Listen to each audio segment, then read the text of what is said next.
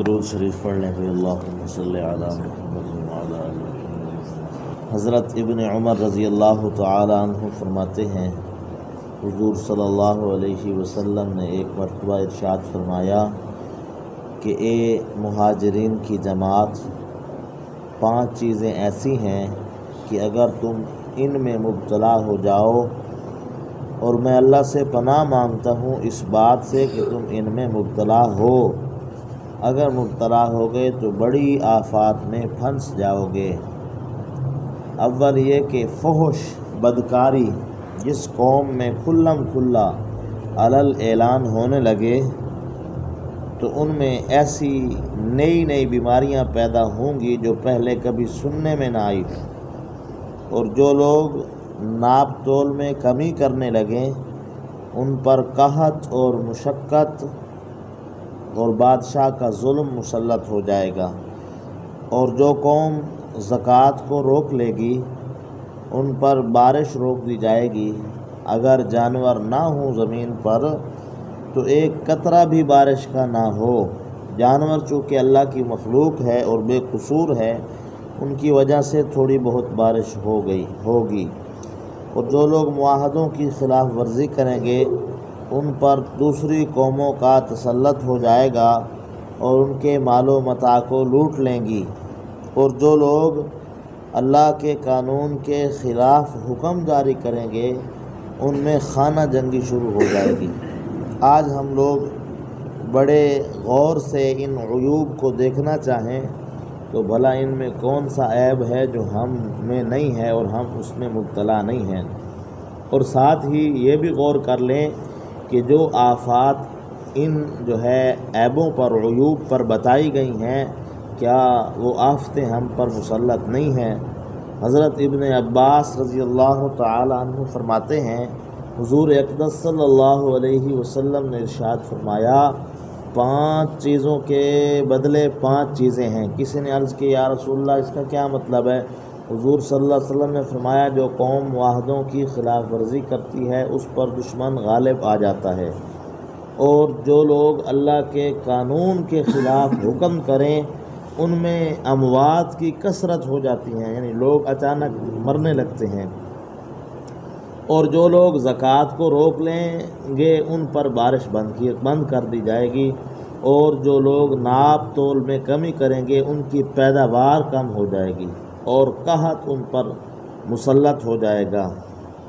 حضرت علی رضی اللہ تعالیٰ عنہ اور حضرت ابو ہریرہ رضی اللہ تعالیٰ عنہ دونوں حضرات یہ حدیث نقل کرتے ہیں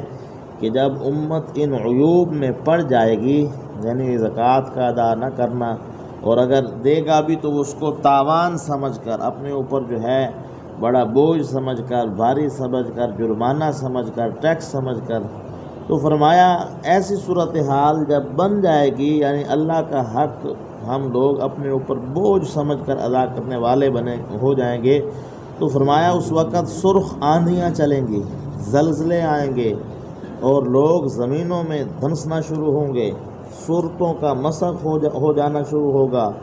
آسمانوں سے پتھر برسنا شروع ہوگا، اور ایسے لگاتار مصائب جو یکے بعد دیگرے نازل ہوں گے، جیسا کہ تسبیح کا دھاگا ٹوٹ جائے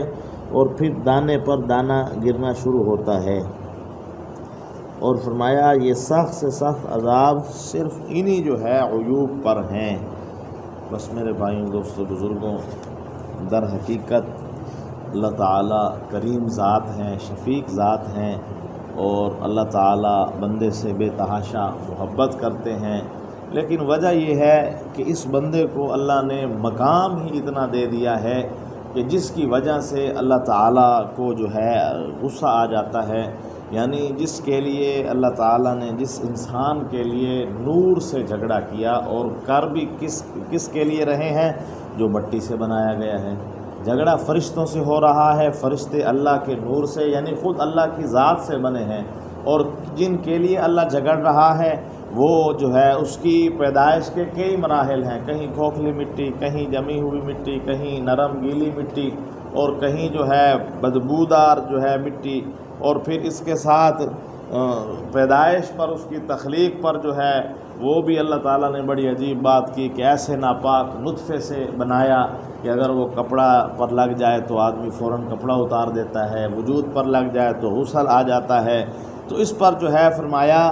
کہ اس انسان کے لیے اللہ تعالیٰ فرشتوں سے جھگڑ رہے ہیں، اور پھر جھگڑ کر ان کو انسان کی عظمت منوائی اور عظمت کا سکہ ان پر جمایا، اور جس کی وجہ سے وہ اس انسان کو جھکے، سجدہ کیا، اور جو ہے اعزاز اللہ تعالیٰ نے دیا، اور پھر جو ہے اپنے خلیفے ہونے کا اس کو تاج پہنایا کہ یہ روئے زمین پر میرا خلیفہ ہے۔ اور پھر جو ہے جب کبھی وہ انسان اللہ تعالیٰ کے کسی عمل پر جو ہے عمل پیرا ہوتا ہے، بالخصوص ابھی تہجد کا وقت جو ہے آنا ہے، یہ وہ وقت ہوتا ہے کہ جب اللہ تعالیٰ جو ہے ہاتھ پھیلائے ہوئے ہوتے ہیں روئے زمین پر، اور چونکہ فرشتے ہر وقت دیکھ رہے ہیں اللہ تعالیٰ کی ذات کو اور پھر جو ہے بندوں کو اور نظام دنیا کو، تو فرمایا جب کوئی بندہ اندھیرے میں جو ہے اٹھتا ہے، سردی ہے، اور پھر جو ہے وہ اٹھ کر جو ہے ٹھنڈی زمین پر جو ہے کمزور سے مسلح پر محض اللہ کی رضا کے لیے سر جھکاتا ہے، تو اللہ فرشتوں کو جتلاتے ہیں۔ اللہ اتنا خوش ہوتے ہیں کہ فرشتوں کہتے ہیں بھائی دیکھو تم تو اس کے لیے کہتے تھے کہ یہ جو ہے نا زمین پر فساد مچائے گا، خون ریزی کرے گا، ظلم ستم کرے گا، یہ تو جھکا ہوا ہے مجھے، اس لیے میں نہ کہتا تھا کہ جو ہے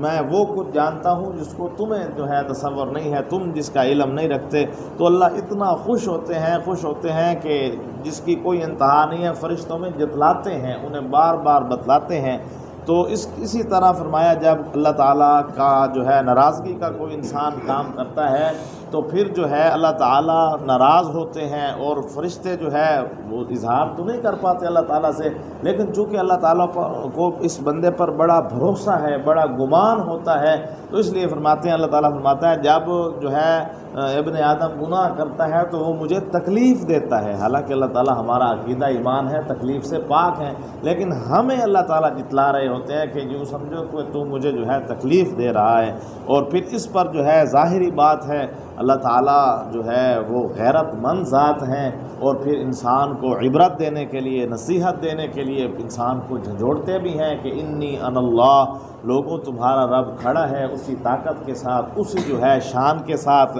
تو اس لیے فرمایا کہ آدمی اگر جو ہے اس اللہ تعالیٰ کی جھنجھوڑنے پر، اللہ تعالیٰ کے متنبع کرنے پر بھی جو ہے وہ راہ راست پر نہیں آتا، تو پھر دفعتاً وہ اللہ تعالیٰ کے عتاب کا شکار ہو جاتا ہے، جسے عذاب کہا جاتا ہے۔ اور وہ عذاب فرمایا عام ہوتا ہے۔ عام کی صورت کیا ہے؟ رسول اللہ صلی اللہ علیہ وسلم نے فرمایا کہ اگرچہ اس وقت اس عذاب کی لپیٹ میں بے گناہ لوگ بھی آ جائیں گے، لیکن اس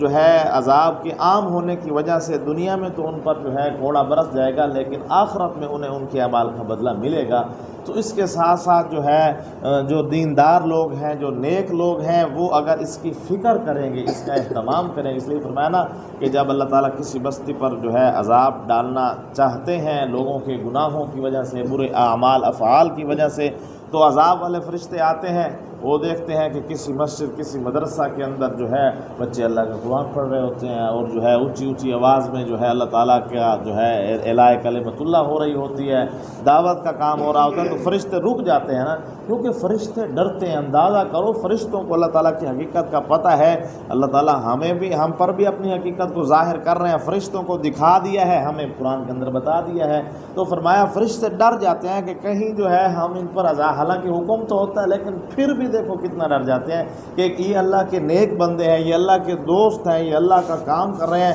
کہیں جو ہے ہم ان پر جو ہے وہ عذاب ڈال دیں تو کہیں ہمارا جو ہے نا وہ اللہ ہم پر جو ہے ناراض نہ ہو جائے۔ تو اللہ تعالیٰ سے فرماتے ہیں کہ اللہ یہاں تو یہ معاملہ ہو رہا ہے، اللہ تعالیٰ فرماتے ہیں اچھا جاؤ، میں نے ان کی وجہ سے جو ہے ان سب کو معاف کر دیا، یعنی ان لوگوں کی وجہ سے میں نے انہیں معاف کر دیا۔ تو دیکھو کہ کام تو وہ کر رہے ہوتے ہیں، نیکی کا کام وہ اپنے لیے کر رہے ہوتے ہیں، لیکن اس کام کی برکت سے جو ہے نا اللہ تعالیٰ گنہگاروں کو بھی جو ہے وہ موقع دے دیتا ہے۔ تو اس کے لیے ہر ساتھی کوشش کرے کہ جہاں تک ممکن ہو سکے اللہ تعالیٰ کی، جسے فرمایا نا کہ تم برائی سے، یہی فحش کا ذکر آیا ہے کہ فحش جب عام ہو جائے تو فرمایا جتنی جس کی وسعت ہے، طاقت ہے، یعنی ایک گھر ہے اس کے اندر جو ہے فحش گانا چل رہا ہے یا اور کوئی ایسی بات ہے تو فرمایا اس کو جتنی قدرت رکھتا ہے ہاتھ سے روکنا چاہتا ہے ہاتھ سے روکے، زبان سے روکنا چاہتا ہے زبان سے روکے، اور جو ہے فرمایا ادنا درجہ یہ ہے کہ اس کام کو دل سے برا سمجھے کہ یہ غلط بات ہے، اور پھر معاملات کے اندر بھی اس کو محسوس کروائے۔ اس لیے فرمایا کہ جو کسی کے ساتھ اللہ کے لیے غصہ کرے گا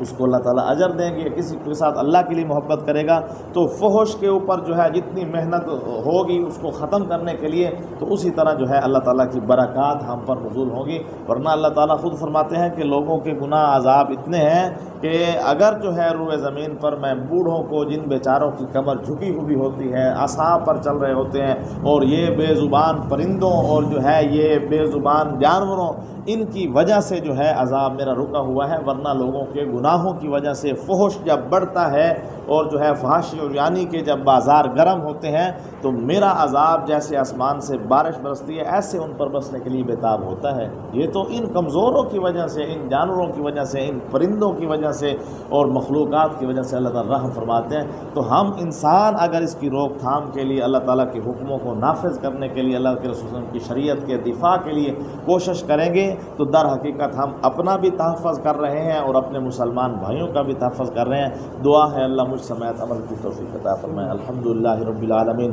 والصلاة والسلام علی سید الانبیاء والمرسلین۔ ربنا آتنا فی الدنیا حسنہ وفی الآخرۃ حسنۃ وقنا عذاب النار۔ ربنا لا تزغ قلوبنا بعد إذ هديتنا وهب لنا من لدنك رحمة إنك أنت الوهاب۔ ربنا إنك جامع الناس ليوم لا ريب فيه إن الله لا يخلف الميعاد۔ جزا الله عنا محمدا صلى الله عليه وسلم وآله۔